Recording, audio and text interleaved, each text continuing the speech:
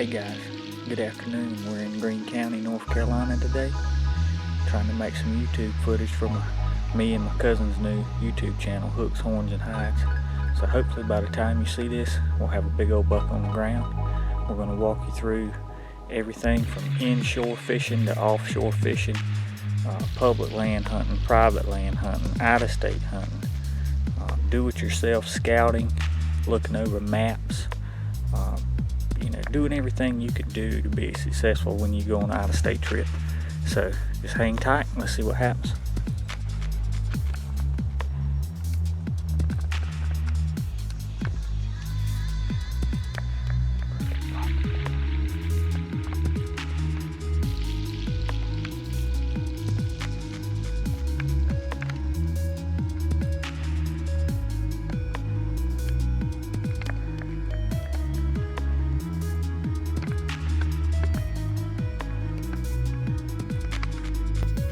Alright, this doe has made her way into the stand location where Cody's at. Still early in the afternoon. Cody's gonna give her a good look over. We still got freezer room to fill, so Cody, if he gets a chance, will take a shot at this doe. But we're gonna wait it out. It is late October, early November. So there's a good chance, a buck could be slipping behind her. So he's going to wait this one out. Just let her browse here on this green shrubbery and we're going to see what happens.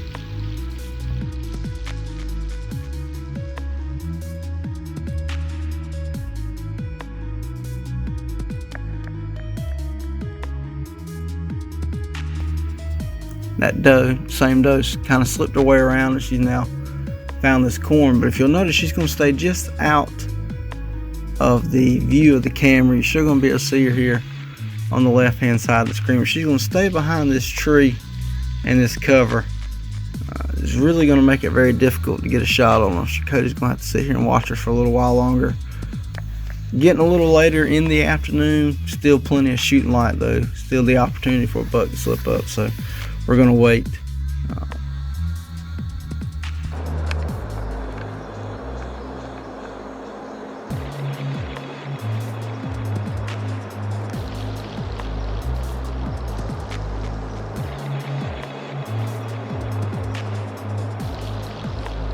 Alright, we're now getting down towards the last bit of light.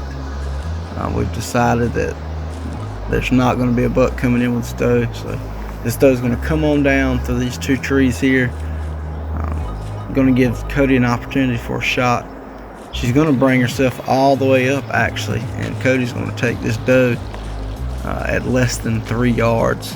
So we're going to watch her come in. You still see her coming in through the ground brush there. She's making her way in. She's going to get down here right up under the stand there about. Cody said he even had to adjust himself to shoot so that he wasn't having to shoot through the bottom of his climber, and that's how close this doe ends up getting. So we'll just stick around and we'll wait for this shot.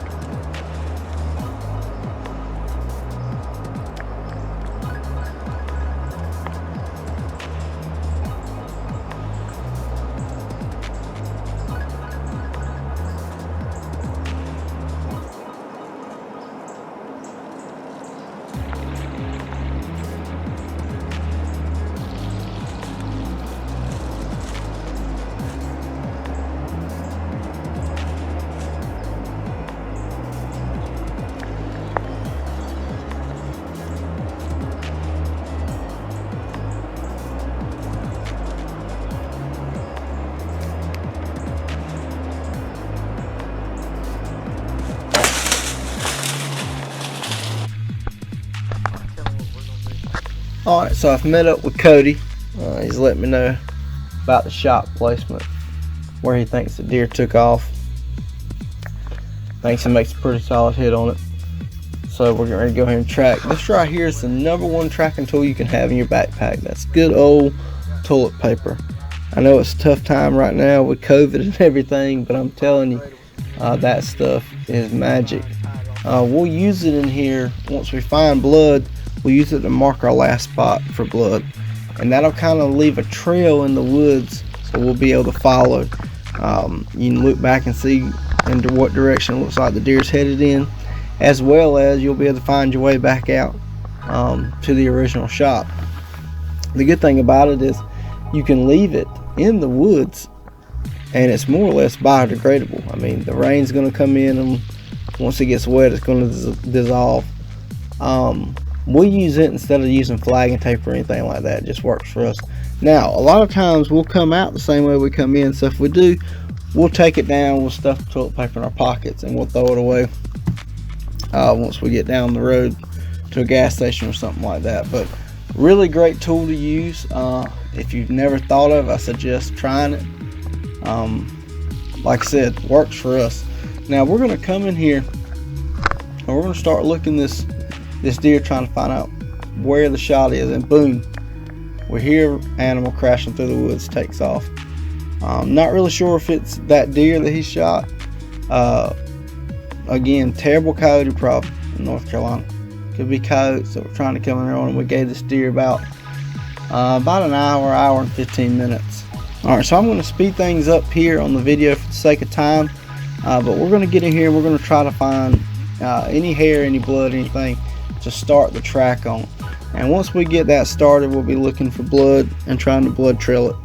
I'll stop a couple times, and when we see things of interest, I'll let you know, and you'll be able to tell when we find something as well, because we'll be flagging it with that good old-fashioned hooks, horns, and hides toilet paper.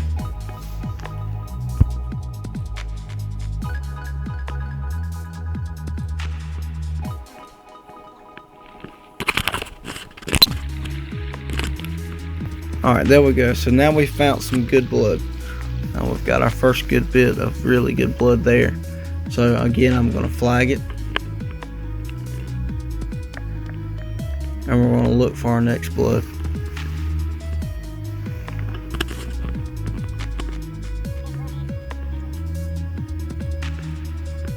Works great when you've got two people. It's two extra set of eyes.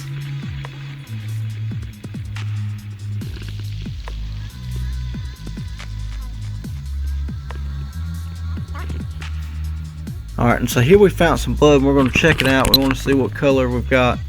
We actually find some bone fragments in here that's let us know that we probably got part of the shoulder.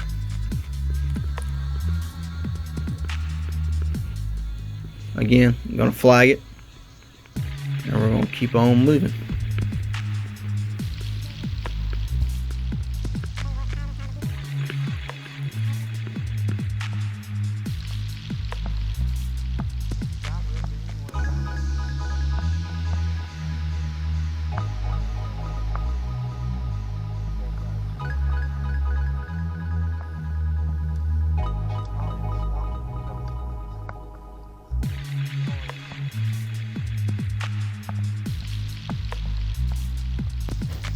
Alright, we're getting to the tail end of the track here.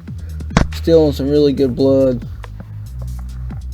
At this point, we're kind of looking up ahead of us, looking to see where she may be. We're expecting her to be crashed. Pretty close to where we're at. This is actually in the general area where we heard that animal earlier. So we weren't sure maybe if this deer got up, or, you know, coyotes are really bad here. If the coyotes had started to come in there, but here she is. We found her. Track job is done.